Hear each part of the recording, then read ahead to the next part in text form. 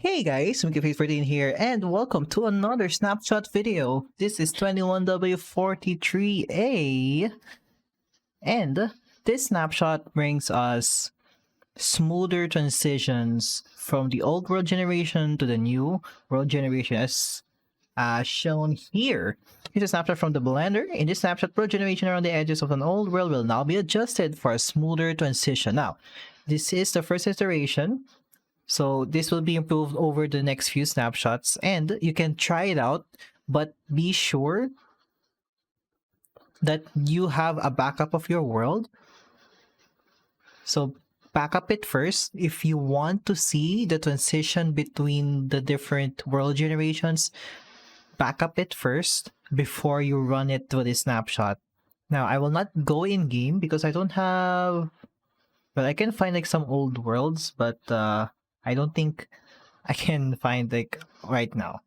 All right. And also the space underneath existing chunks is now filled in, but only with deep slate. We will be adding full cave generation later on. So if you want that in your world, make a backup before you try it. So again, if you guys want to try out the new world generation and then the world generation blending, you can try it out. But I have to say this, but always keep a backup. Do not update if you have not if you don't have a backup of your world. Always have a backup when upgrading your world to a newer version. And also, like, there's a little bit of terrain generation. So let's look at the changes. So here it is. When generating close to all chunks, new terrain hue. That's new. That's like a mistype. New terrain is adjusted to better match the existing terrain of the borders. So that this is actually shown in the Minecraft Live. Back I think a few weeks ago, so it is shown there. So how the difference between like no blending versus with blending. In old chunks, if there is bedrock at y equals 0, the column below will be filled with deep slate.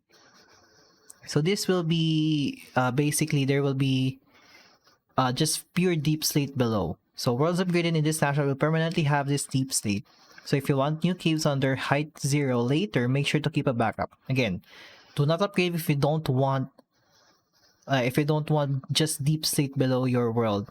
So always have a backup of your world. I'm always saying, I think I've said that multiple times now. Okay, the old bedrock between y equals 0 and y equals 4 in old chunks gets replaced by deep slate. So for those who are like wondering what happens if bedrocks in those levels, because in normal Minecraft, bedrocks are randomized, and it's randomized per seed, I believe. So the bedrocks will be replaced with deep slate.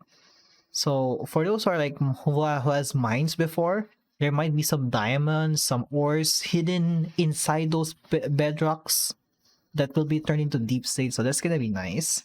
Then of course there's a new bedrock layer at -64 because that's like the lowest Y level now in 1. This is 18. Yeah, 1.18. Always forget. Okay, changes are the priority updates. Video setting has been renamed to Chunk Builder. So for those who missed this is basically how many chunks, or like the amount of chunks that will be loaded around the player, so that there's like a range for that. Reduce the amount of flooded caves near river and ocean coastlines. Aquifer water levels change less often, so you'll have larger areas with the same water level. Lava aquifers, so those are like just big pools of lava underground, less common. And then restricted big drip leaf placement on to clays, grass, dirt, farmland, moss, rooted dirt, puzzle, and mycelium. So before, the big drip leaves are I believe they can be planted on sand, and I'm not sure about sand or gravel, but I'm pretty sure there's like more blocks that big drip leaves can be placed, but now they just restricted it into these 1, 2, 3, 4, 5, 6, 7, 8 blocks. That's 8 blocks. Yep, that's 8 blocks. Then here's some technical changes. Some internal details of block and fluid ticking. So basically, tick rates. So how many times the blocks are updated. So, oh wow. So this is basically improved saving. So because, especially with big worlds, there's a lot of redstone, a lot of pistons that, updates multiple times in like a tick. There are like some tick farms, right?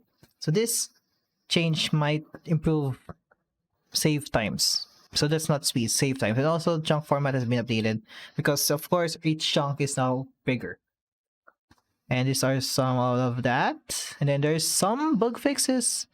So these are mostly from the newer snapshots, especially from the, I believe, from the 23,000. So yeah, so that's everything in 21w43a. So that's just for like the first iteration of blending the old world to the new world generation. So yeah, I'm not being able to go in game because there's not that big changes that it needs to be shown in game. It's mostly just transition between versions. That's like the implementation. So no need. And I also don't have like really old worlds, so I will not be able to show that. I know I can just make a 1.17 world and then jump into 1.18, but I don't have time. I don't have time because I need to sleep as well. That's my personal take, but yeah, I hope you guys enjoyed this video. If you want to see more updates for 1.18, and I believe it is getting close because they are gonna release it on holiday. I'm not sure when, but they will be releasing it at the end of before 2022, at the end of 2021, basically. So yeah, see you guys in the next video. For the next snapshot video, press that like button down below. If you want to see more, press the subscribe button. And again, see you in the next one. Have a great day, guys. Bye bye.